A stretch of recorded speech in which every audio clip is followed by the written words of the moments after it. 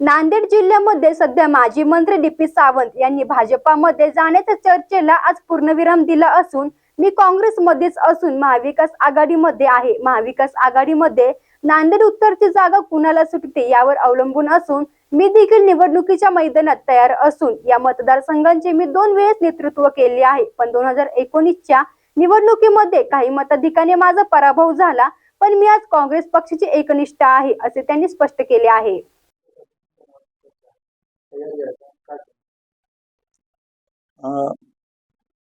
ही गोष्ट खरी आहे की मी अजून काँग्रेस पक्षातच आहे, महाविकास आघाडीतच आहे.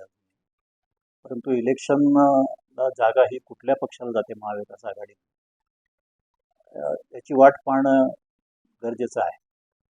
तयारी म्हणली तर 2009 पासून मी या मतदारसंघाचं प्रतिनिधित्व केलेलं आहे. नवीन मतदारसंघ निर्माण झाला 2009ला, त्याच्यानंतरचा मी पहिला आमदार आहे. 2014लाही मी निवडून आलो. 2019ला काही मतविभाजन अशा प्रकारे झालं की मला एक थोड्याशा फरकाने पराभव स्वीकारावा लागला. परंतु आताही तयारी आहे माझी, पण कशा पद्धतीने आता पुढे जायचं हे येणाऱ्या काळात 15-20 दिवसात ऑगस्ट एंडपर्यंत क्लिअर होईल.